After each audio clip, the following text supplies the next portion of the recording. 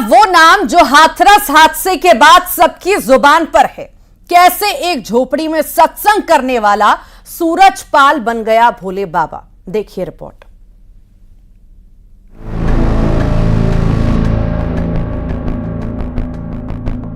तो सत्संग में आया था। माँ कैसी है? माँ का पता नहीं है सर। रास्ते में हर जगह दिक्कत धक्का मुक्की का इतना तेज प्रभाव था, एक दूसरे के आदमी के ऊपर चढ़ रहा है। हाथरस हादसे की तस्वीरों से पूरे देश की आंखें नम हैं। ये भक्त सूरजपाल उर्फ नारायण साकार हरि, जिन्हें भोले बाबा भी कहा जाता है, उनका प्रवचन सुनने आए थे। आखिर ये भोले बाबा हैं कौन? वो प्रवचन क्यों देने लगे? भोले बाबा के कपड़ों का रहस्य क्या है? आज हम आपको भोले बाबा से जुड़े कुछ ऐसे रहस्य बताएंगे जिन्हें जानने के बाद आप भी हैरान रह जाएंगे।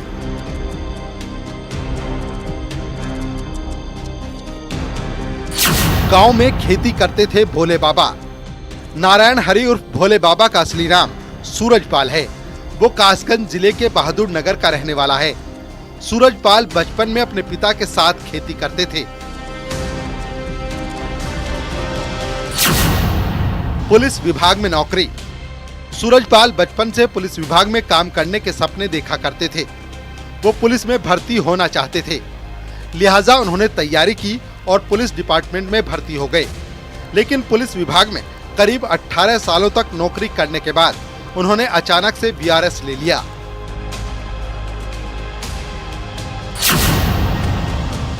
झोपड़ी से प्रवचन की शुरुआत।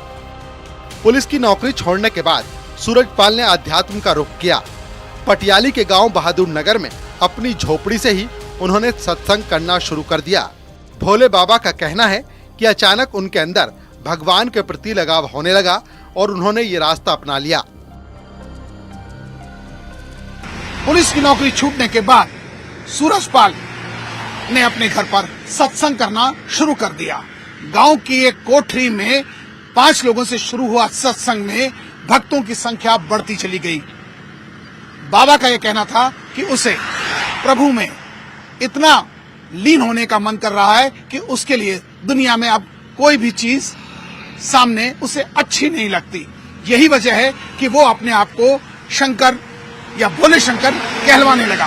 पहले घर पर 15 लोगों को सत्संग में बुलाया करता था, मगर उसका ये प्रचार धीरे धीरे बढ़ता चला गया और भक्तों की संख्या भी। नारायण साकार हरि की प्यारी दुलारी साथ संगत, प्रेम से बोलना। नारायण साकार हरि की। गांव में उन्होंने प्रवचन देना शुरू किया। धीरे धीरे लोग उन्हें भोले बाबा कहने लगे और उनके भक्तों की तादाद बढ़ने लगी। लोग उनकी बातों में आने लगे।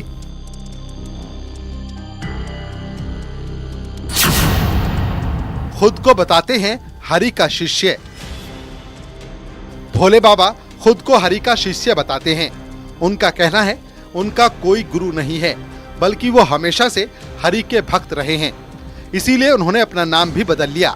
उन्होंने अपना नाम सूरजपाल से बदलकर नारायण साकार हरि कर दिया।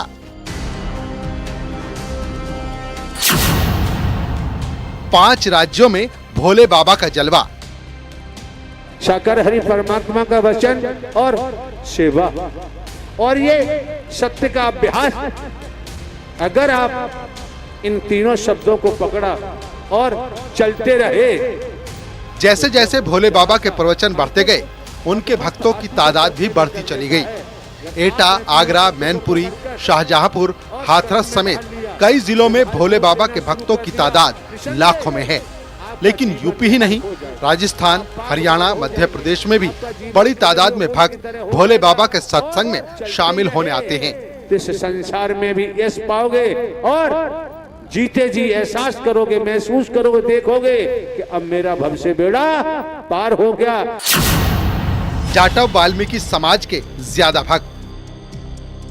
वैसे तो भोले बाबा के भक्त सभी समुदाय से आते हैं, लेकिन माना जाता है कि जाटव और वाल्मीकि समाज में भोले बाबा का खासा प्रभाव है। उनके ज्यादातर भक्त ऐसे हैं जो जाटव, वाल्मीकि और अन्य पिछड़ी जातियों से आते हैं, जिनकी संख्या लाखों में है।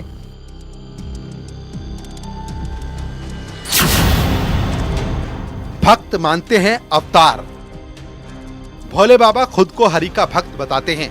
वो अपने प्रवचनों में हरि के गुण गाते दिखाई देते हैं, लेकिन उनका जादू ऐसा है कि उनके भक्त उन्हें भगवान का अवतार मानते हैं। यही वजह है कि हाथरस में उनके चरणों की धूल हासिल करने के लिए भक्तों में भगदड़ मच गई।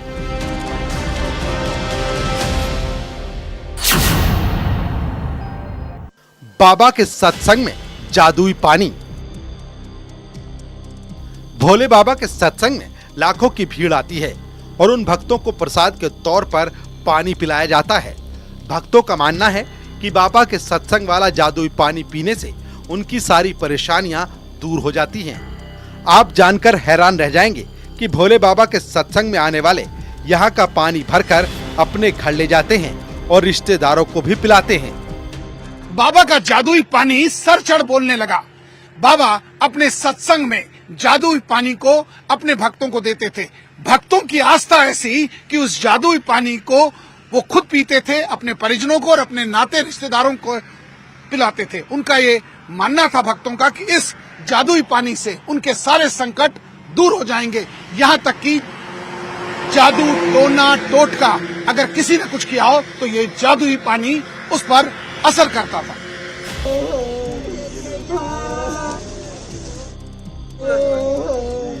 Bureau report, news 18।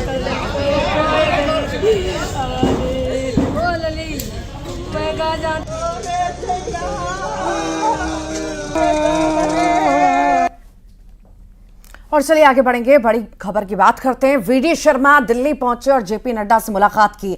संसद भवन में स्वास्थ्य मंत्री से मिले हैं वीडी शर्मा। बेहद खास ये मुलाकात और शिष्टाचार भेंट इसे नाम दिया गया। ये तस्वीर भी आप देखिए, गुलदस्ता देकर के स्वागत भी किया गया। दिल्ली की तस्वीरें, वीडी शर्मा पहुंचे दिल्ली और संसद भवन में उनकी मुलाकात जेपी नड्डा से हुई।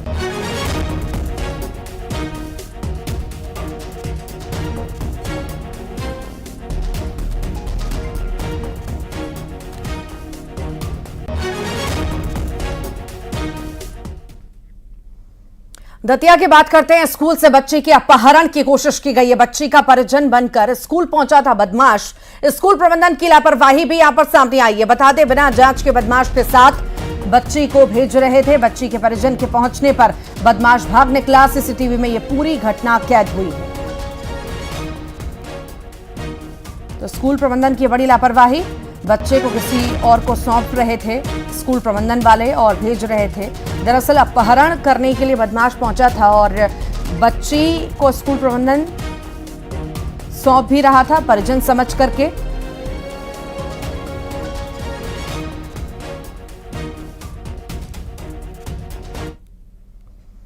खबर बुरहानपुर से है, जहां शिकारपुरा क्षेत्र में अवैध निर्माण पर निगम का बुलडोजर चला।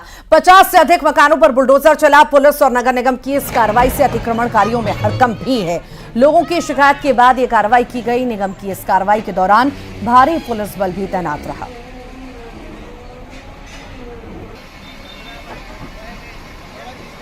ये बुरहानपुर की तस्वीरें आप देख रहे हैं, जहां पर अतिक्रमण हटाने के लिए निगम का दस्ता पहुंचा और ये अतिक्रमण हटाया गया। बुलडोजर की कार्रवाई की गई। इस दौरान बड़ी संख्या में लोग इकट्ठा हो गए। कई जगह हंगामा करते हुए भी नजर आए। शिकारपुरा इलाके की ये तस्वीरें इस वक्त आप देख रहे हैं, जहां पर कार्रवाई को अंजाम दिया गया। अवैध निर्माण पर निगम का ये एक्शन देखने को मिला। बुलडोजर यहां पर चलाया गया और अवैध निर्माण को हटाया गया।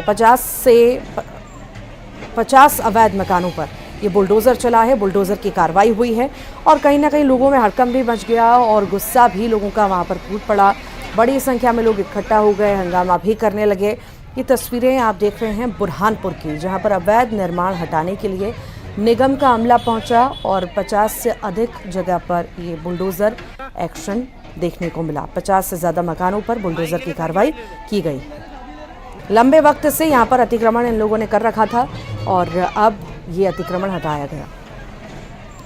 ज्यादा जानकारी के लिए सहयोगी गणेश हमारे साथ जुड़ गए हैं। गणेश, अवैध निर्माण पर बुलडोजर चला है, लगभग कितने मकान, कैसी कार्रवाई, क्या हंगामा भी इस दौरान देखने को मिला, बताइए। जी तो बताना चाहूंगा कि बुरहानपुर नगर निगम ने जो है वो अतिक्रमण के खिलाफ एक बड़ी कार्रवाई को अंजाम दिया है। शिकारपुरा क्षेत्र में 50 से अधिक अतिक्रमण जो है वो तोड़े गए हैं। सड़क पर आवागमन को ये अतिक्रमण बाधित कर रहे थे। मकान मालिकों द्वारा जो है वो सड़क पर पक्का अतिक्रमण जो है वो किया गया था, जिसकी लगातार शिकायतें स्थानीय लोगों द्वारा भी की जाती थी।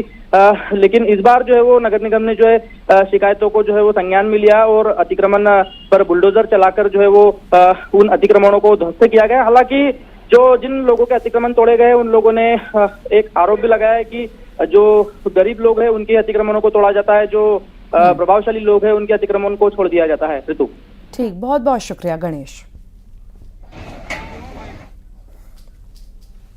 धार के मनावर में आवारा कुत्तों का आतंक देखने को मिला है। घटना का सीसीटीवी भी सामने आया, जिसमें 2 कुत्ते बच्चों पर लपकते हुए दिखाई दे रहे हैं। इस हमले में बच्चा जमीन पर गिर जाता है। गनीमत रही कि बच्चे के चिल्लाने पर आसपास के लोग मौके पर पहुंचते हैं, जिसके बाद कुत्ते भाग खड़े होते हैं। वीडियो वायरल होने के बाद मनावर नगरपालिका के अधिकारी कर्मचारी हरकत में आए और कुत्तों को पकड़कर जीराबाद के जंगल में छोड़ा गया।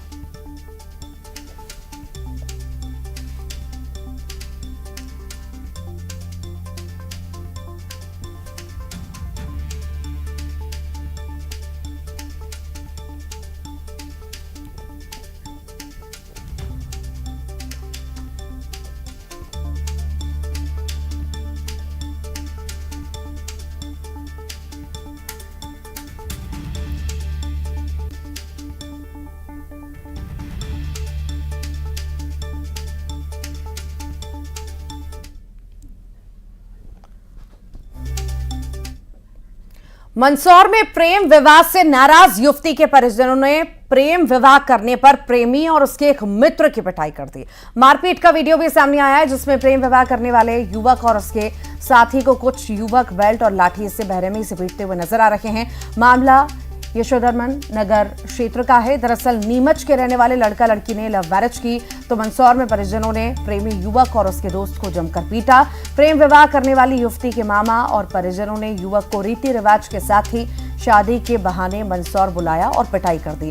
मारपीट का वीडियो अब सामने आया है। पुलिस इसके बाद हरकत में आई, 7 लोगों को हिरासत में भी लिया।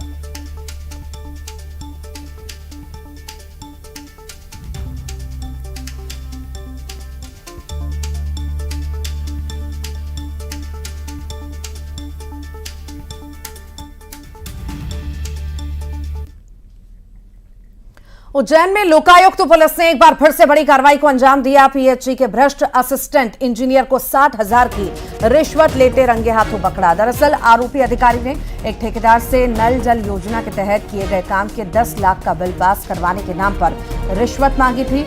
रिश्वत 10 लाख के पेमेंट के एवज में मांगी गई।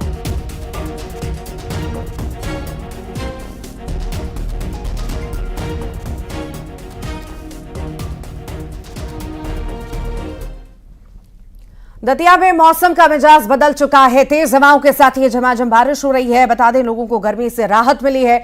मौसम सुहाना हुआ है। लगातार बारिश अब पड़ रही है और कहीं ना कहीं लोगों को भीषण गर्मी से राहत मिली है। दतिया में भी लोगों को राहत मिली है गर्मी से। तेज हवाओं के साथ झमाझम बारिश यहां पर देखने को मिली।